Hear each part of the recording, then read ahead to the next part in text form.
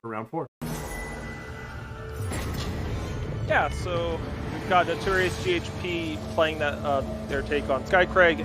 Alex Fierro, they're going with some Kacha Reanimators shenanigans, and so are going to be trying to fill up the void. They've got Fears, Darkwater Vines, and then they have Grasping at the Shadows in the market that they can get with their Revendoon Smugglers to bring things back. But they also play a pretty strong value game here. And as we see, this Darkwater Vines, now that it's gotten its ultimate off, 2-1 regen blocker lines up quite nicely against Plunk. Look at the new card, Usury Writer. I was gonna, yeah, I struggled to pronounce that one during the break, but usually writer is a surprising one to see in there. But I was not familiar with the word usury yeah, me neither. beforehand, but my colleague Patrick Sullivan introduced it to us, and it's the illegal action or practice of lending money at unreasonably high rates of interest. Nice. So Jack is going to pick off the Darkwater Vines, but then Ebendune Smuggler doing a great job of blocking Plunk here and potentially picking Yeah. up Grasping at Shadows. Yeah, that was actually perfect for Alex Fierro. Get that unit in there, take out the Plunk, and get the Grasping of Shadows all with one card. So no big hitters yet in the void for Alex Fierro, but they're going to play a Fear right now. Anything? Ooh, the Tazboo, not the greatest one, but it's still pretty solid. Yeah, and with a Banish is going to pick off that Jack. So Notorious GHP sort of like draw engines have been sort of snuffed out here. Crafty Occultist, though, will turn that Snowball and Treasure Trove into 2 new cards.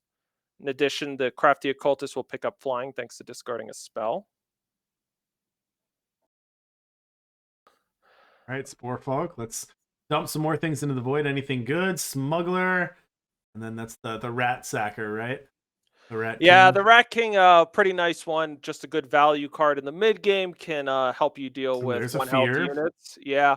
Also, of course, it's got the Wombo combo with Vara. By producing multiple shadow units, you can bring it back with Vara, and then that'll you could get a chained off combo turn there. I just thought it was a nice little Teenage Mutant Ninja Turtles throwback. Classic Rat King villain. Ooh, there's a Vara, and that's a nice one to leave on top. Yeah. I do wonder for Ooh. Alex doing the Scout before the Usury Rider. Yeah. It's so big for them to hit the next power on top of their deck. All right, GHP going to fire off of that torch to face, puts Alex Fierro down to 17, then follow up with a Crafty, and they get a Plunk and a Jack. And racing here, I mean, that's going to put Alex Fierro dead on board here. Wow. Yeah, and so much damage. Yeah, the Serpent Hive can really get things rolling for these Skycrag decks. I mean, the first turn, you're getting to potentially jump something into the air. Nothing that game, but then 2 more 3/3 Serpents. It's interesting. It's taken a little bit of time for this card to break out. It's not like it's a dominant force right now in Expedition, but seeing it this weekend in Throne, it's been making big waves. All right, let's head to the deck list here real quick. Take a look while we're getting there ready for game 2. All right, Ilya, you're on a short clock here before they get a game 2, but tell us about this Reanimator deck.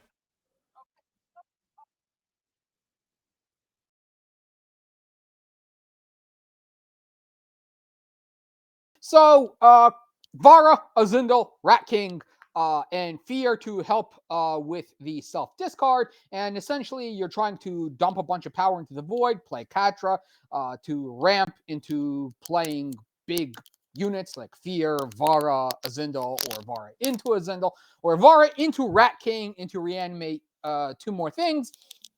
Market seems pretty okay for a reanimator, for a Xena reanimator. You have your Grasping, you have your Curl, and Era for Sweeper. Silverblade Menace is pretty good into this meta, I think, but got to survive long enough to use it. And Prosperity of the Reach, what does this even do? All right, we'll see. We'll see how that plays out in game 2 here. They are started. Alex Fierro going to fire off of that exploit. We'll get back to you in a minute, Ilya. Alex Fierro going to fire off that exploit, disrupt a little bit of what Notorious GHP is going on, but GHP going to get that Plunk Wumpkin down. Seems like every time we've seen the Skycrag deck, they've got that turn 2 Plunk. Yeah. Yeah, it's what you want. It's how you want the games to begin, and we're gonna see double snowball here. Oof, double snowball to take care of a spore folk. That's not something you see every day. No, it But does reduce the effectiveness of Katra if it were to come down next turn, because Katra's summon is to play a power card from your void for each of your units. Alex is missing both one time and one shadow influence. With a shadow sigil in hand, they'll get closer. mhm. They are going to take another hit here from Plunk. They could start trying to combine their 2 removal spells in hand to finish off the Plunk. Well, gonna keep drawing some cards. Yeah, and Alex is, of course, that other second time influence away from playing the Katra. GHP going to play out a Skycrag Silex just for the influence. Also, a time away from that isn't Azendel. So Alex Firo can't do anything that turn. Now, they do have the Banish and the Send an Agent, but really can't do anything here.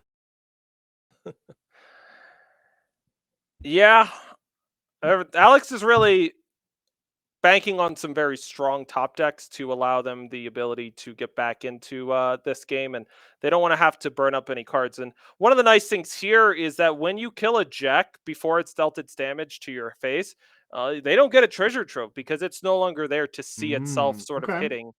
So Sure. that worked out. That was like sort of the first thing that went well this game for Oh, there you Alex. go. And here's your time influence. Okay. Little by little. Is it too late, though, is the question. You've had an unchecked plunk for 3 turns. All right. Katra's going to hit thanks to that second time influence.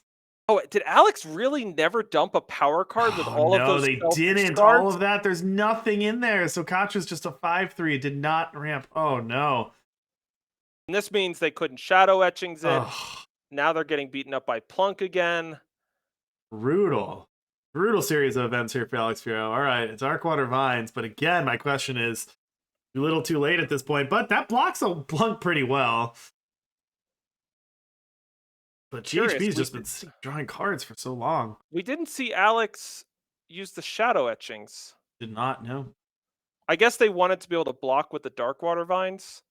That's That must have been the that's what I thinking. was thinking. Is they were holding it back for the Plunk, but Well, Banish gets to kill a Jotun Hurler. yeah. I mean, do what you gotta do to survive, but you're not in good shape when you're banishing Jotun hurlers. All right, All right. Smuggler. The only problem with Ebondoon Smuggler is you don't get to use shadow etchings as well. They do pick up a grasping at shadows, though. Do you think there's a chance Notorious GHP might anticipate dazzling that? Yeah, I do think so, yes. I think we're gonna do nothing but keep Dazzle up. There's no way we're going down below 2 for the rest of the game. As long as we have Dazzle in hand, it is not happening. Throw a hurler to the bottom. Crest the draw for Alex Firo. Going for the big grasping at shadows. Not that they have much of a choice. Dazzle going to take that out. Now, Alex isn't dead because the Katra Surge ability, every time you gain influence, she gets bigger and you gain health. Right. So we're only going to drop to 2 here, assuming Jack goes face and Plunk hits. Another copy of Plunk there. Yeah, we're going to see Alex is going to develop quite a board here. So if Alex is going to come back into this game, it's going to take a pretty good top deck here. Yeah, and the key to this game has been, of course, Alex Firo struggling a little bit with power and influence, but the combination of struggling with that while also having an unanswered Plunk is really what it was, right? Plunk chipping away for 5 turns without Alex Firo being able to answer it at all made a big difference. And yeah, that's going to be it. GHP going to fire off a quick 2-0 victory here over Alex Firo, and that's going to put Notorious GHP at 3-1 going into the final Swiss round.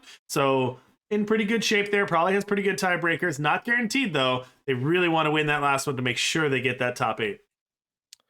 Yeah, congratulations to them on another strong run. Why don't we check out Gozu? They're up. Let's see if if their match is still going on right now. It is. So I'm gonna head down. Gozu's going to run a Combre control here. Yeah, they're up against Avion, and so actually we're gonna have a little bit of a Combre mirror, though. Avion is playing one of the versions that's running a lot more units. Though both players do have a fair amount. Gozu's got Sabertooth Pride leaders, Diana Faith Shields, and 4 copies of Grodov Stranger. Right, do we know what game this one is? We do. Well, I do. It's game number 2. Avion is up a game. And things seem to be going quite well for them right now. Wow. They're really getting ready for the future there. With only 4 power, Avion has gone and marketed for Svetya Merciful Arena, which does look like an absolutely phenomenal card against a control strategy. It's just going to take a little bit of time. Oh, Gavel's Insight. That'll be good if Gozu gets any relics down. There are none yet. Picking up a Defiance. I got that Speaking Circle in hand. It's been impressive. It's been impressive today. I've liked the hits we've gotten off Speaking Circle. I think every time we've seen Speaking Circle today, it's been basically game over. But Avion, like you said, playing for the late game here. 6-drop, 8-drop, 8-drop in hand. They don't really have the power for it yet, but they're setting up. Confident that they're going to get there. Yeah, this game's going to have haymakers on both sides because Gozu's got 3 6-drops, an 8-drop, a 5-drop. I mean... Yeah, both players in really good shape here. This one might go for a while, too, because both players have threats and answers. It could, but if either player could find a window to make one of these cards sort of stick around for a moment, it's not going to go that long. It's true. Like Grodov Stranger's here, and next turn Avion can drop down a Svetya. You can also Enforcer if you wanted to. I'm not sure that's the best play, though, if you're really worried about that Stranger's ability. To silence it? I don't think that's... Well, we're going to Stormhawk Plating, gain 2 armor, silence the Grodov Stranger, so you don't have to worry about its attack proc. And now for Gozu, couple of ways they can go. They could develop with Coveted Gemstone, could throw down an Age-Worn Vestige to just attack and kill an Enforcer. We get the free attack with their now vanilla 6/6. That's going to put Avion to 22. Yeah, Age-Worn Vestige. And unfortunately, Avion is 1 power shy of being able to amplify this Gavel's Insight. It gives the unit +2/+2 and overwhelm this turn, and if you amplify it too, you can kill an enemy relic. But not going to be able to do that here, yeah. All right, here comes Svetya Lightbringer. So this locks Gozu out of playing any units for a turn, and by also having that Combrei Insignia ready to go, they gave all of the units in their deck +1/+1. The Vestige going to take out the 2/2, and then it'll follow up with an Enter the Monastery. Are we going to see a Shenra Speaks at some point, or some other way to take out the Svetya? All right, we're going to see the Speaking Circle. Behold the Truth. I would give all the units +1/+1 and overwhelm this turn. Next turn, it can amplify to really get things popping with these units.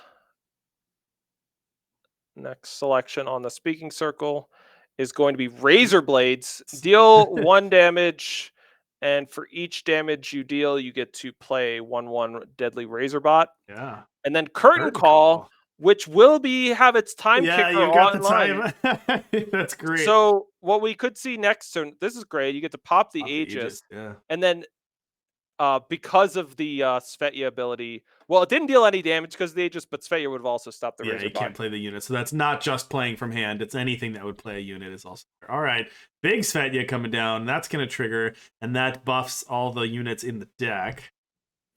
So Avion's deck is absolutely loaded right now. The units are enormous and have Aegis, but this Curtain Call plus Shenra Speaks is going to just potentially devastate this board. But we're going to see Stormhawk Plating. I guess that also just kills both Svetyas.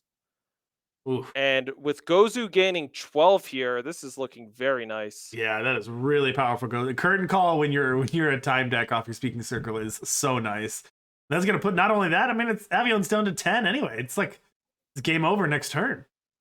All right, 11/11 Desert Marshal. That's a start. Does that actually change things here? Yeah, it does a lot. It's pretty good. That's pretty good. One of the really awkward things about this game is, despite Avion marketing for a Gavel's Insight and some relics being highly impactful, it's the windows never quite come together. All right, Behold the Truth. That's going to be able to attack, but Desert Marshal Gonna come in here, gonna silence and be an 11/11 Aegis. So silence the flyer, eat the 9/9 overwhelm. I mean, Avion is really close to turning this one around. The coveted gemstone's going to be a big deal. Next turn, that could sacrifice and pick up. Oh man, those are some banging Ooh, relics. yeah, they are. We'll get back to that in a moment. Now, Avion can just pop off and kill the speaking circle. So the Have coveted to. gemstone could sacrifice and get one of these cards. We'll have to see. I mean, Martyr's Chains seems great, unless there's a way that ends the game faster, but that seems like a fantastic inevitability late game card for you. It is possible at this point that Gozu has figured out that there is a Gavel's Insight, and as a result, they're going to be considering that when it comes to what they're going to be getting. Because if you get the Martyr's Chains and empower to kill the Desert Marshal, well, I think you're a power short of that play anyway. But also the Aegis would just stop it. Right. That's more of a long term late game play. They are going to get the Martyr's Chains. I suppose with like chumping plus equalize, we could maybe clear out the board and then get the Martyr's Chains working. Avion not going to attack here. Needs to be careful and stay alive. All right, Martyr's Chains is going to hit. So empower, kill a unit. Every time Gozu plays the power from here on out, it's going to do a kill a unit. Now, of course, Avion does have Aegis on their unit, so it's going to take a couple power to do so. But yeah, we are, and we're going to see that relic get popped here. Yep, that is gone thanks to that Gavel's Insight. So no more Martyr's Chains. Gozu. Fortunately, nothing good drawing for Avion either. No, literally any unit in their deck is just going to be enormous. I mean, I think we're talking in the range of +9/+9 and Aegis. Okay, so now that opens some things up. So for Avion, there's another Svetya. There's also a citywide ban. It's kind of cute. A Sword of Unity would deal a ton of damage here. Yeah, we're just going to go with that Svetya, though. Now, that isn't huge, though, because it wasn't in the deck. It was in the market. All right, oh, Curtain wow. Call of Destiny here. That is so close to ending this game, because if we were to... I guess that can't attack, even if we equalize. I would think the Svetya is the one that's sticking around.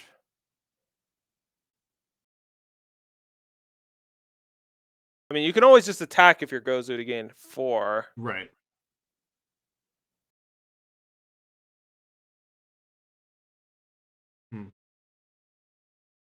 Yeah, awkward. Oh.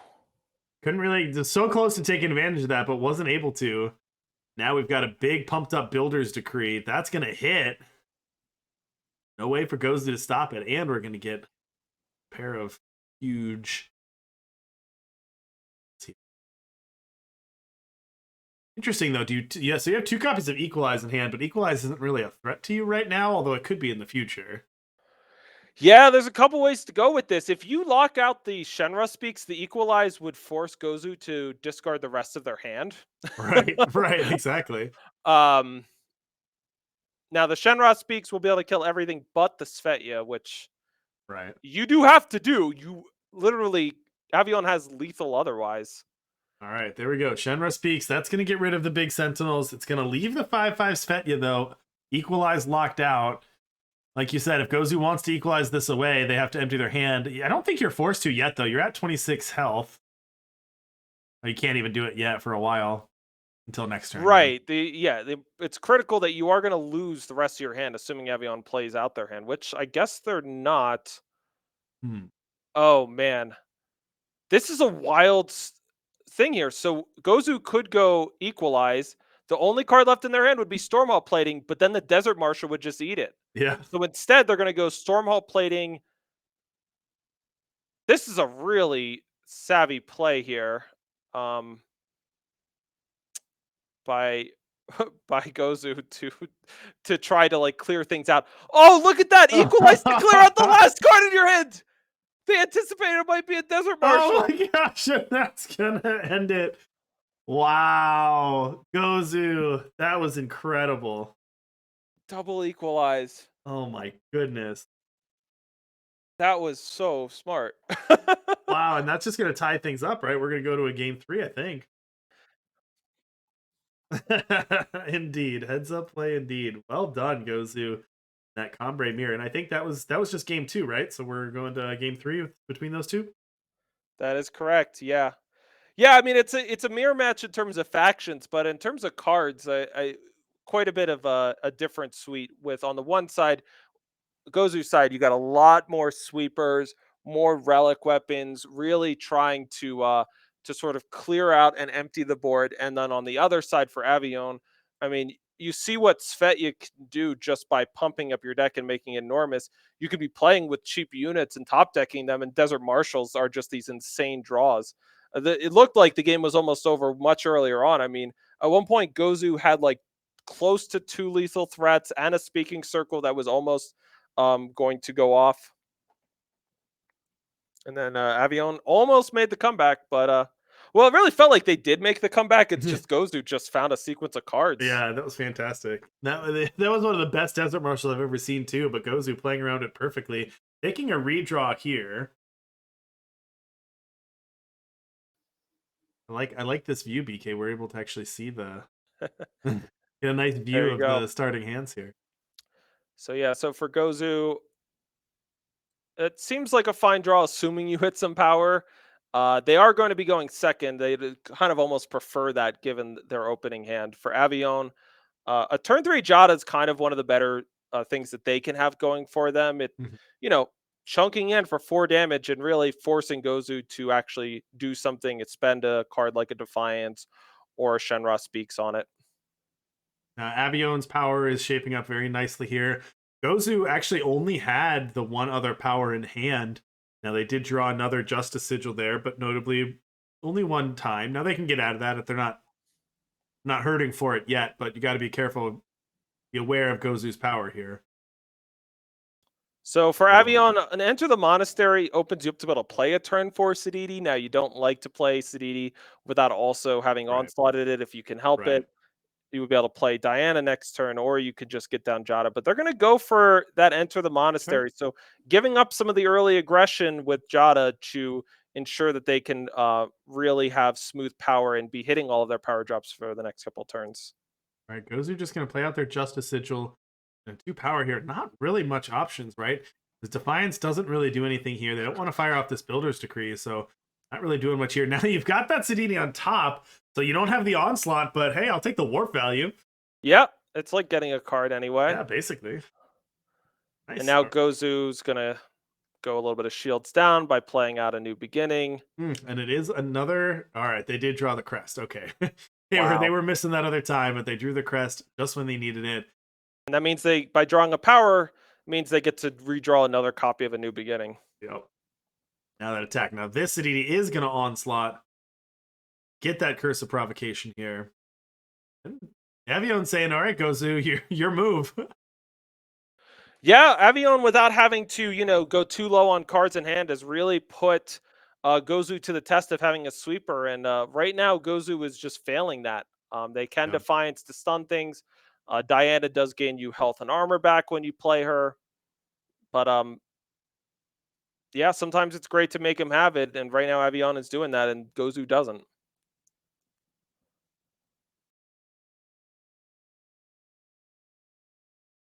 Nice to hear. Gozu is going to play that crest. That opens up the Shenra Speaks that they're looking at here right on top. Going to keep that on top. Also opens up that Diana. Now that you see the Shenra Speaks, though, it's interesting. I was thinking you'd want to play the Diana this turn, but maybe you don't. Maybe you want to just wait for that Shenra Speaks. Right. If you play the Diana and you chump, Avion's going to get a pretty loud signal that you don't have it. Although if you're Avion, though, I'm not sure you have no reason to play out another unit, right? Ooh, Builder's Decree here. Okay. Not much of one.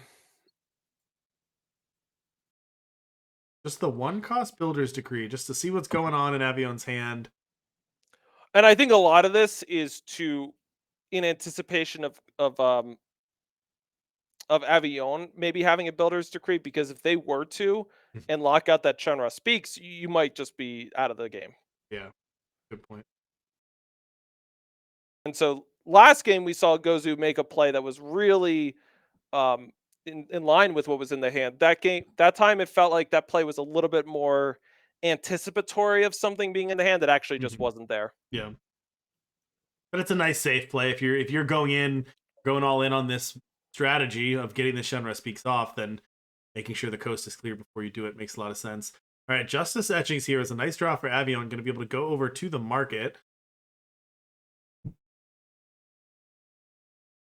See what they go for this time. We've seen them previously go for big Svetyas, right? Big late game plays early on. Although they already have, I feel like they already have like a ton of threats in hand. Oh, there you go, big Svetya again. So much action in Avion's hand. Yeah, they can even drop a Desert Marshal at end of turn Right. if the board gets swept. And meanwhile, the Curse of Provocation is still going to be drawing them more cards because unlikely we're going to see damage here. Now Shenra speaks. All right, there we go. Shenra Speak's going to wipe the board, get rid of those two big Saditis, but Avion can Desert Marshal end of turn. Gozu down to 10. But I believe Avion just has it here with the Stormhall plating. Yeah, I think so. Stormhall plating can attack twice. There's 6. I don't think there's anything Gozu can do to stop it, so Avion's just going to take it. Well done, just putting enough pressure on early enough. I don't know. I think some of that comes down to that warp Saditi. That was warp that Saditi into a follow-up one with Onslaught. Really puts the pressure on your opponent. So we could check out Dark Revenger. This is one of our other 2-0 players this round. They're trying to get to that 3-0, and they're up against Frafa on Harukira.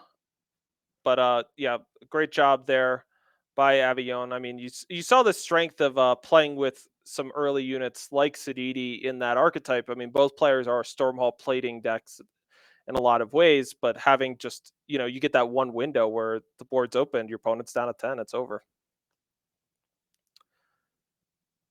Well done there. Avion in that last match to go to 3-1 and be in really good shape for top 8. All right, Frafa going to getting a Palace here.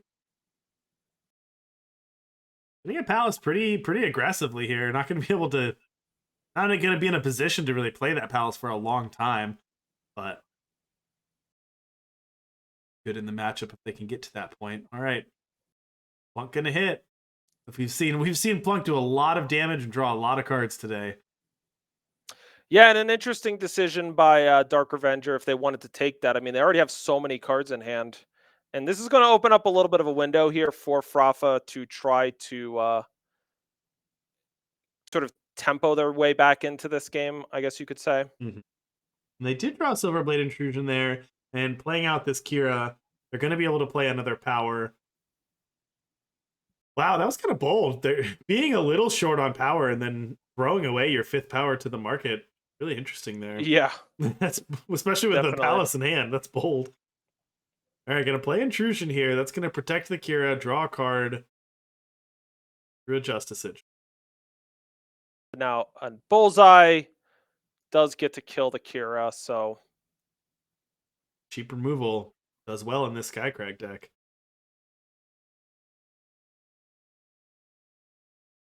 Plunk is doing its thing. Yep.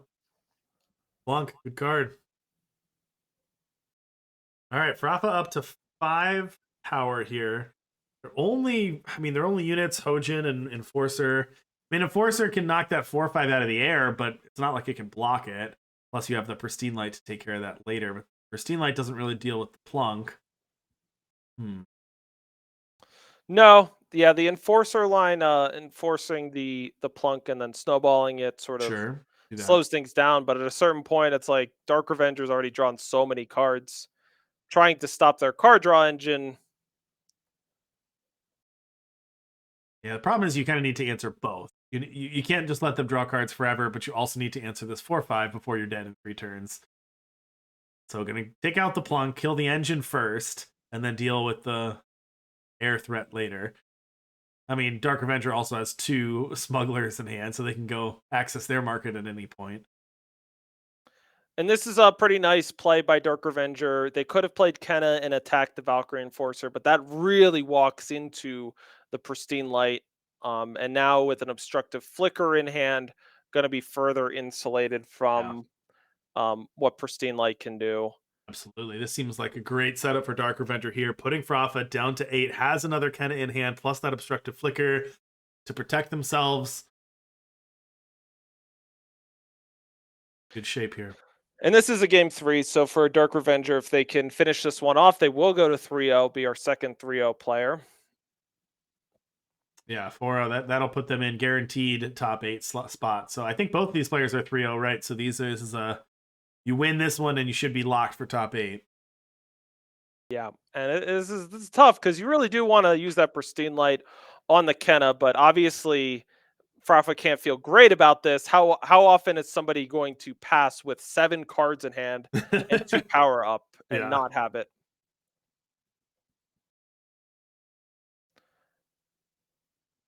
Frost 2. This looks like all Dark Revenger from this point. Not sure if the Hurukira deck does a lot of things well, but playing from behind to try to just stabilize and throw things to stop your opponent from killing you when you're this far behind isn't one of Hurukira's strength.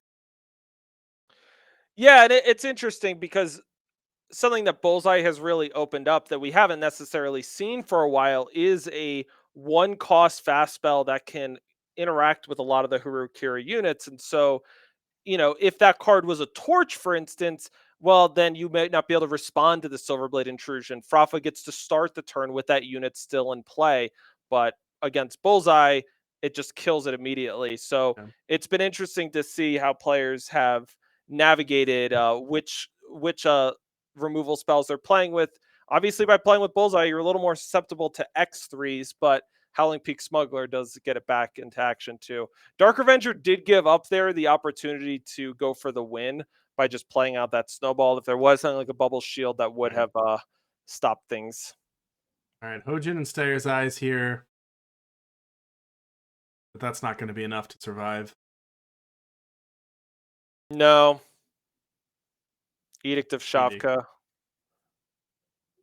That's Can't just be going to negated go or face. stopped by Aegis. So. No, not really anything Frafa can do about it. I don't think there's the card in the deck that can stop that one. So Dark Revenger going to take that 2-1. And congratulations, Dark Revenger, to go 4-0 through the first 4 rounds, which means that they will be making the top 8. They got one more round to play, but they will be making the top 8 here. Let's take a look at the leaderboard. There you go. Dark Revenger at 4-0. They're in for sure. And then your 3-1s are in pretty good spot, though. All of your 3-1s are guaranteed if they win. If they lose, they got to hope for tiebreakers. So that would be Frafa, Gurg APM, Spifferific, Popatito, Jez 2718, Notorious GHP, and Avione. All in really good shape. Yep, the players at the bottom end of this of these standings definitely got a lot more to sweat about. As if a loss could potentially get them passed by somebody down below them in the 2-2 range. Let's take a look at our 2-2 players: PD, Mail, Kolubovich, Alex Fierro, Netscape Navigator.